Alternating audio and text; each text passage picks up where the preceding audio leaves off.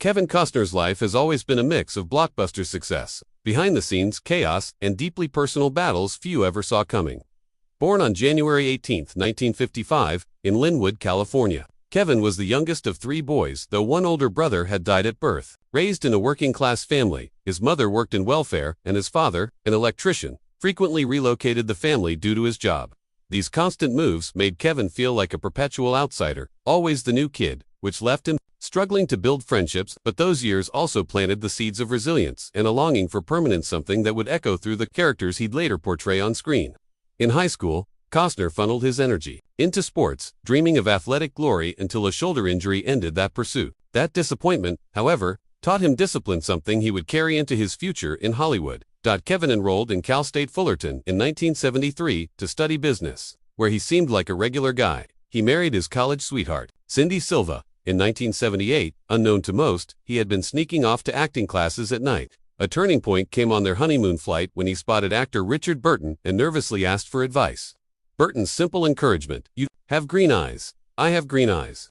I think you'll be fine," became a catalyst. Costner soon quit his marketing job and dove headfirst into acting. The early years were rough construction jobs, driving trucks, and low-budget films that barely saw daylight. His first role was in the sex comedy Sizzle Beach USA, filmed in the late 70s but not released until after he became famous, much to his embarrassment. And just when he thought he'd made it with The Big Chill in 1983, he learned all his scenes had been cut.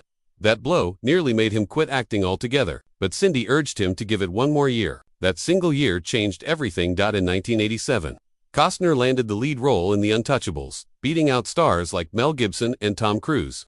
The film's success put him on the map, and a few years later, he made a bold move directing and starring in Dances with Wolves. Most thought it would fail. Instead, it swept the 1991 Oscars with 7 wins, including Best Director and Best Picture. Costner, at just 35, had accomplished what most never do. He followed with hit after hit: Robin Hood, Prince of Thieves, The Bodyguard with Whitney Houston, and Waterworld, which became the most expensive movie ever made at the time.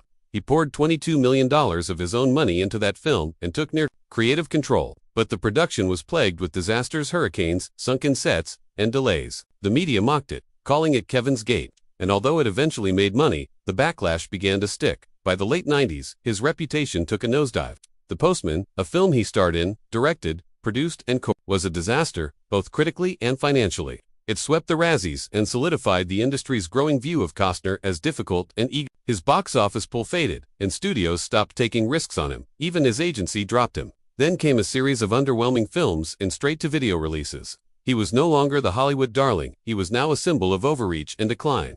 But through it all, Costner refused to quit. He poured his passion into personal projects, especially westerns like Open Range and later Horizon, an American saga, for which he mortgaged his home and invested $38 million of his own money in 2024. He believed in the story even when no studio did. His personal life, too, was filled with turmoil. His first divorce from Cindy Silva in 2004 cost him an estimated $80 million. Then came a secret relationship with Bridget Rooney, who had a child he didn't acknowledge for 6 years until a paternity test forced him to do so. That son, Liam, was raised by Rooney and her billionaire husband, and was never publicly included in Costner's family circle. Rumors of affairs followed co-stars, married women, even a hula dancer, but most were denied. The drama on set mirrored his personal life. Waterworld ended his friendship with director Kevin Reynolds, and by the time Yellowstone came around, Costner had become known for controlling every detail, even reportedly rewriting scenes and limiting other actors' screen time. But then came redemption. In 2012, Costner starred in Hatfields and McCoys, a miniseries that drew nearly 14 million viewers. His performance earned him an Emmy, a Golden Globe, and a SAG Award. Slowly, he was rebuilding.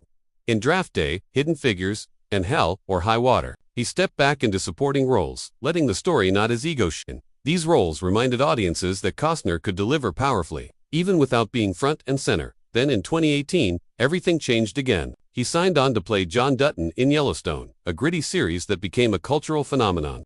It wasn't just a comeback, it was a resurrection. He earned up to $1.3 million per episode and had creative control, but tensions with showrunner Taylor Sheridan began to strain the partnership. Disputes over story direction, filming schedules, and contracts eventually led to his quiet departure by 2024. That same year, Costner's second marriage ended. Christine Baumgartner filed for divorce, sparking another legal battle over their 3 kids and a $145 million estate. their prenuptial agreement was contested, and a bitter fight over child support ensued. Christine originally asked for $248,000 a month. The court eventually awarded her just over $63,000. The public spectacle mirrored the high cost of life under constant scrutiny. Then came fresh gossip. In late 2023, Costner was seen with philanthropist Jewel, sparking romance rumors. They both denied even his assistant was mistaken for a mystery girlfriend. After years of public heartbreak and legal battles, Costner admitted he was tired of the Hollywood dating scene. He wanted something simpler, someone outside the industry, someone who valued privacy. These days, he spends more time with his 7 children, avoids the limelight, and approaches love with cautious optimism.